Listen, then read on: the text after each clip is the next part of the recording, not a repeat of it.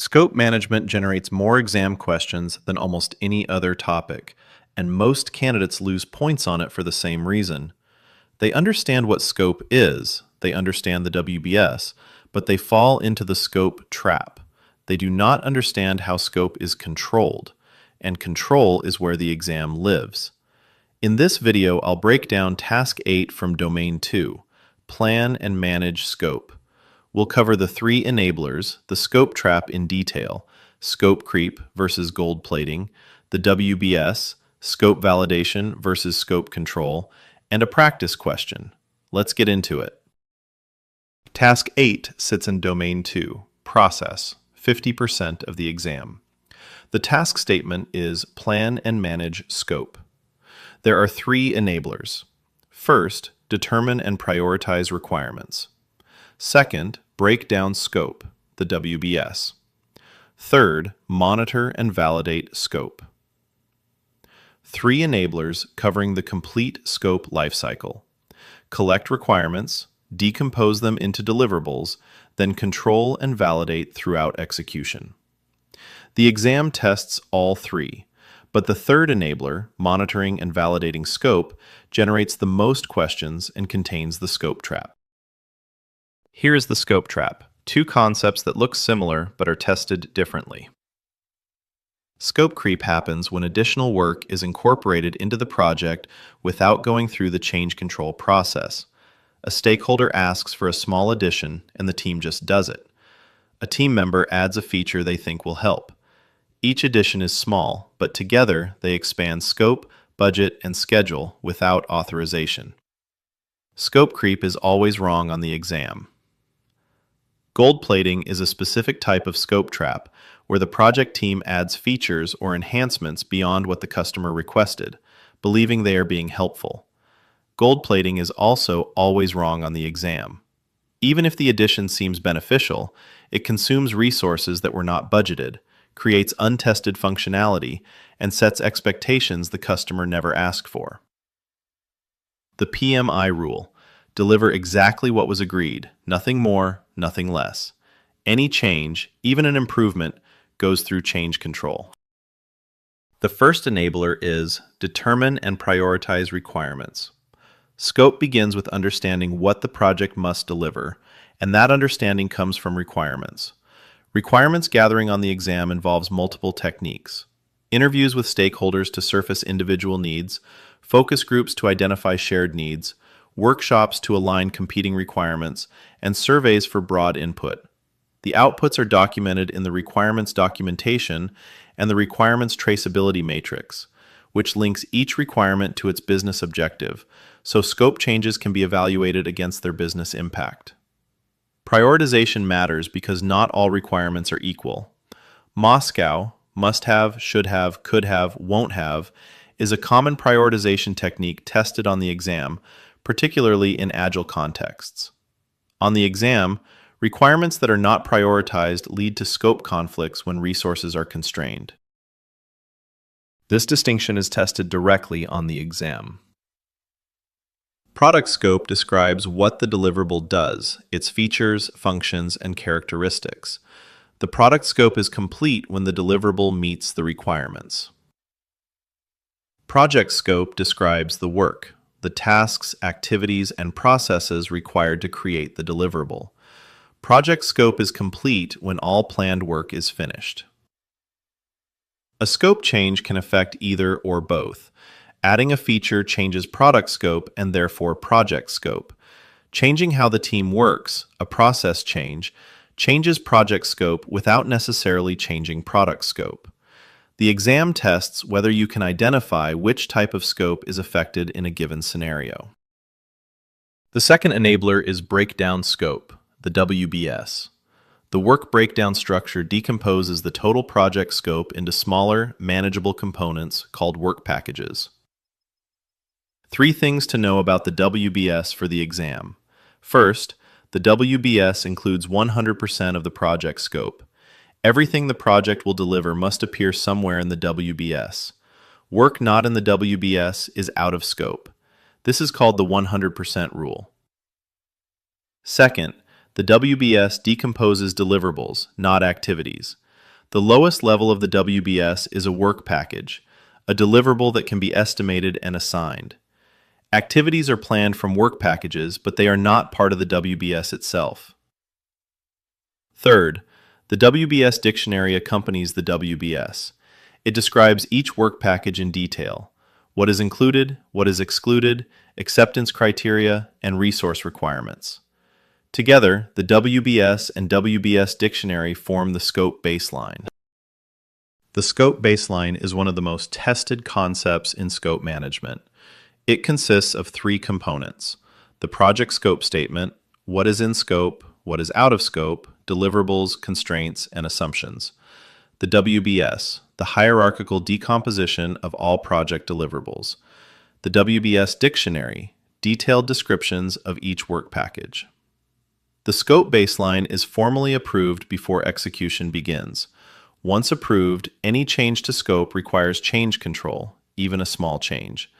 The baseline is the reference point against which actual scope delivery is measured.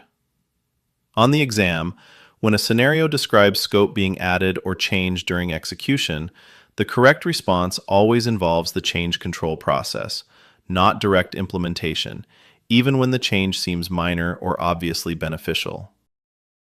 The third enabler has two parts: scope validation and scope control, and the exam tests both. Scope validation is the process of formally obtaining the customer's acceptance of completed deliverables. It is a customer-facing activity. The PM presents completed work to the customer, and the customer confirms it meets the acceptance criteria. Scope validation produces accepted deliverables or change requests for work that does not meet requirements. It is not the same as quality control. QC verifies the deliverable meets specifications internally. Scope validation confirms the customer agrees it meets their needs. On the exam, QC comes before scope validation. You verify quality internally, then present for customer acceptance. The sequence matters. Scope control is the ongoing process of monitoring the status of the project and product scope and managing changes to the scope baseline. Scope control is how the project manager prevents scope creep. Every potential scope change is captured as a change request, evaluated for impact on schedule, cost, risk, and quality, and submitted through the change control process before any work is done. On the exam, scope control questions test the correct sequence. A stakeholder requests a change, the PM logs the change request, the PM assesses impact, the change control board approves or rejects. Only after approval does the PM implement. Any answer that skips a step in this sequence is wrong. Any answer that implements before approval is the scope trap. In Agile environments, scope management works differently, and the exam tests this distinction explicitly. In predictive projects, scope is fixed. Changes require formal approval. In Agile projects, scope is flexible by design. The product backlog is a living document. New items are added, existing items are reprioritized, and scope evolves with customer feedback. This is not scope creep. It is intentional scope flexibility controlled through the product backlog and sprint planning. The product owner manages scope, deciding what goes into each sprint based on current priorities. On the exam, Agile scope questions test whether you understand that backlog changes are controlled through the product owner, not through change control boards. Adding to the backlog is acceptable. Adding to an in-progress sprint without product owner authorization is not. 3 traps on Task 8 questions. Trap 1. Implementing scope changes before approval. Any change, regardless of size or apparent benefit, goes through change control before implementation. This is the most common wrong answer in scope questions. Trap 2. Gold plating. Adding features the customer did not request is always wrong on the exam, even when the team believes it adds value. Deliver what was agreed. Trap 3. Confusing scope validation and quality control. QC verifies the deliverable meets specifications. Scope validation gets customer acceptance. QC happens first. Scope validation follows. The exam tests the sequence. Let's recap Task 8, Plan and Manage Scope. Enabler 1, Requirements. Gather, document, and prioritize with a traceability matrix. Enabler 2, WBS. Decompose all scope into work packages, document in WBS dictionary, establish the scope baseline.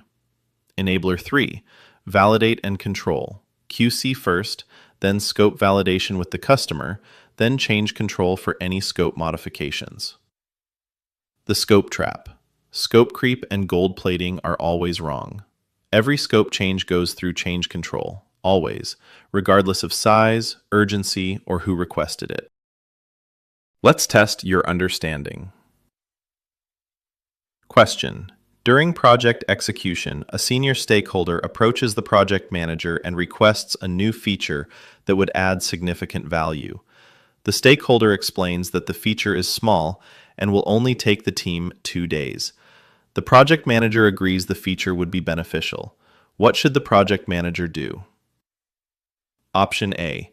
Ask the team to implement the feature immediately since it is small and clearly beneficial.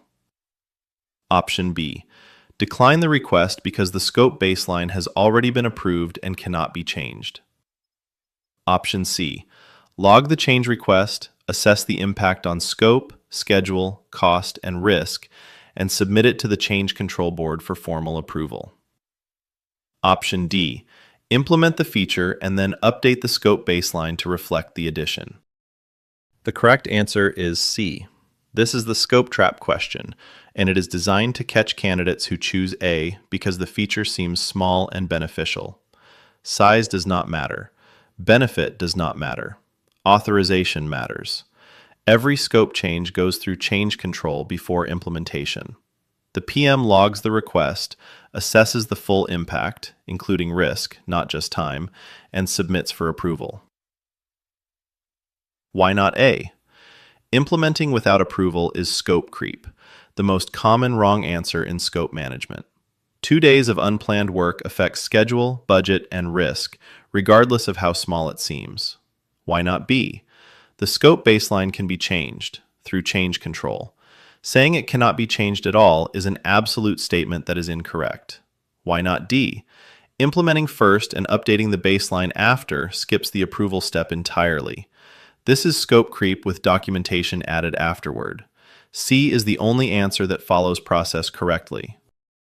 That is your complete guide to the scope trap and how to avoid it on the PMP exam. Deliver what was agreed. Change control for everything else. Subscribe for more PMP exam prep. Next up, the integration trap. Domain 2, Task 9 explained. See you in the next video.